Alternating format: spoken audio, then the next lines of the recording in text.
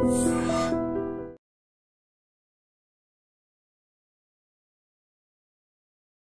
Hello నమస్తే and welcome to our channel.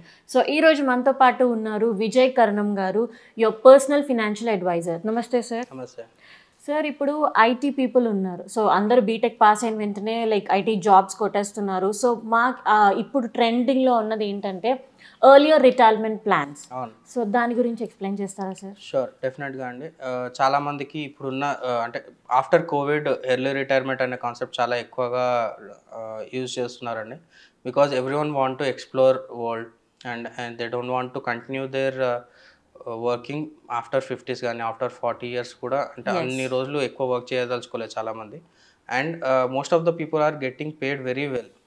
Even during their 20s, like late 20s కానీ early 20s కూడా, when they are into IT industry they are getting really well jobs అనమాట. So very well salaries అక్కడ pay చేస్తున్నారు. So that they thought of getting retired very early so that they can lead a peaceful life.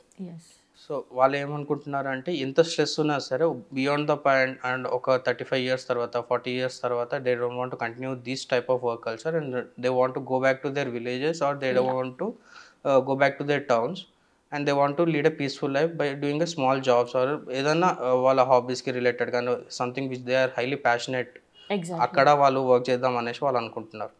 So ఇట్లాగనే ఒక పర్సన్కి మనం రీసెంట్గా ఇది complete mutual fund planning అనేది చేసామన్నమాట.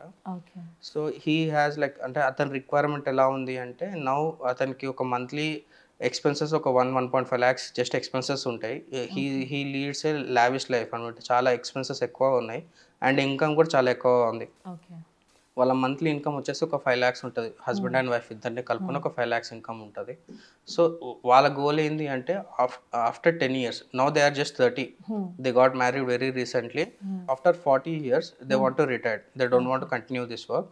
అండ్ ఆఫ్టర్ 40 years తర్వాత వాళ్ళకి ఇన్ని రోజులు వాళ్ళు చేసిన ఇన్కమ్ కానీ ఇన్ని రోజులు వాళ్ళు చేసిన investments they want to get back that money and over the period of time వాళ్ళకి కావాలి. And every month they need 5 lakh per month as an income from their investments.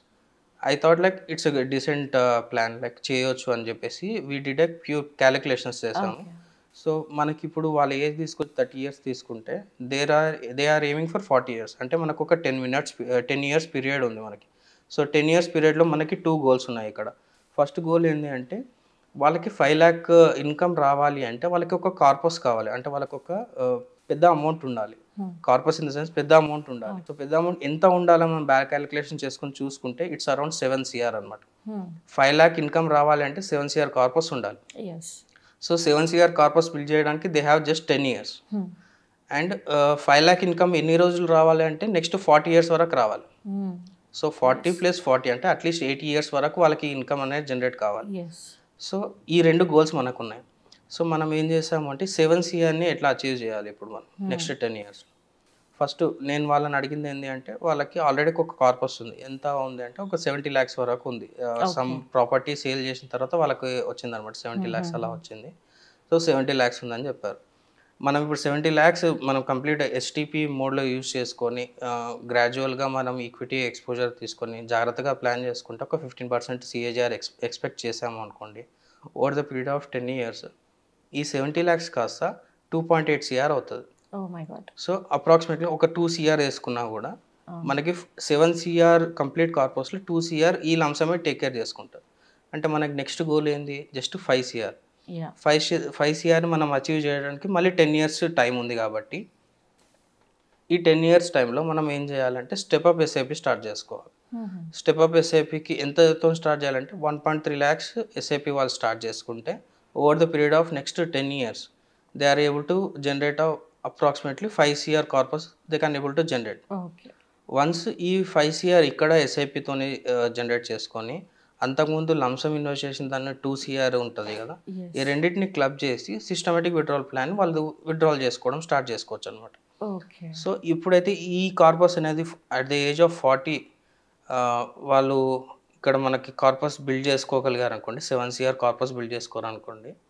So over the period of next 40 years they can able to get back that money gradually. 5 lakhs every month they can get back the money from the corpus over the period of next 40 years.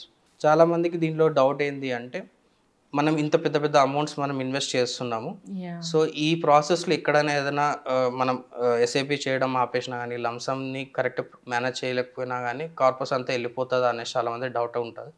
అట్లా ఏముండదు. ఒక్కసారి మనము mutual ఫండ్లో invest చేసామంటే they can get back the money within 2 days. Oh, nice. It depends on the market. First thing ఎంత ప్రాఫిట్లో book చేసుకుంటున్నాము, ఎంత లాస్ బుక్ చేసుకుంటున్నాం అనేది that depends on your advisor and yourself, అంటే ఇన్వెస్టర్ని డిపెండ్ అయ్యి కూడా ఉంటుంది. సో ఈ పారామీటర్స్ కన్సిడర్ చేసుకొని they get back the money within 2 days. So ఈ 10 years వాళ్ళు ఈ 10 years స్ట్రిక్ట్గా ఈ ఎస్ఐపిని ప్లస్ లంసమ్ని కరెక్ట్గా ప్లాన్ చేసుకుంటే 7th year కార్పస్ అనేది ఈజీగా బిల్డ్ అయిపోతుంది. Yes. అండ్ వన్స్ బిల్డ్ అయిన తర్వాత దాన్ని జాగ్రత్తగా ఎస్డబ్ల్యూపీ ద్వారా వాళ్ళ ఇన్కమ్ తీసుకోగలిగారు అనుకోండి, Yes. వాళ్ళ ఎర్లీ రిటైర్మెంట్ అయిపోతుంది. At the same time they can able to follow their passion. Yeah. So ఇట్లాగా ప్రతి ఒక్కరికి డిఫరెంట్గా మ్యూచువల్ ఫండ్స్ అనేది హెల్ప్ అవుతుంటుంది. సో ఇదే మ్యూచువల్ ఫండ్ ప్లానింగ్ కానీ మనం ఏదైతే ఎర్లీ రిటైర్మెంట్ కోసం ప్లాన్ చేస్తామో అది రెగ్యులర్ రిటైర్మెంట్ వాళ్ళకి పనిచేయదు అనమాట. అవును. Because their tenures are completely different. Different.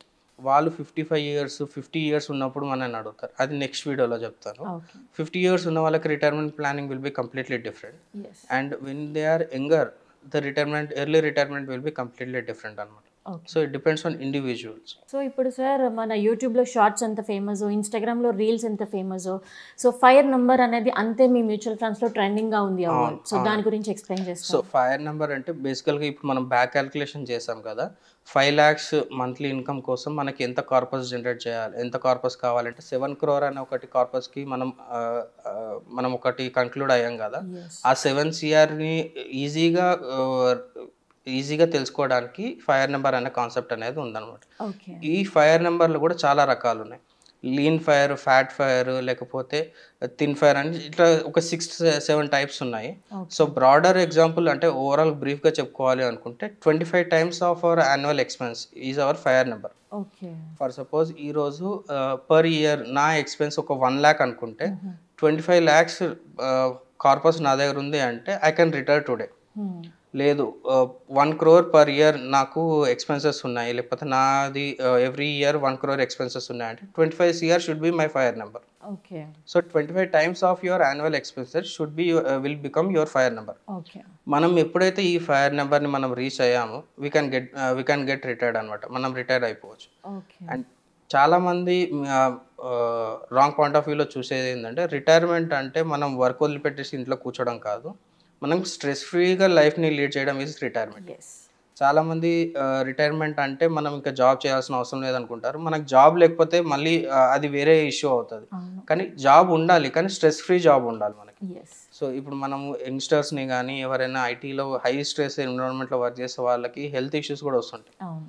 So ఆ హెల్త్ ఇష్యూస్ అంత స్ట్రెస్ ఉండకుండా మనం వర్క్ చేసుకోవాలి. మనకి అప్పుడు ఎట్లాంటి వర్క్ చేయాలి అంటే మనం ప్యాషన్ రిలేటెడ్ వర్క్ చేసుకోవాలి.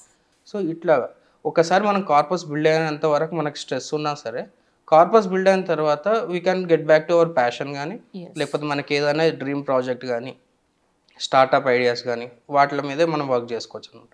That's how we can plan easily. So చూసారు కదండి ఎంత ఇన్ఫర్మేటివ్ వీడియో.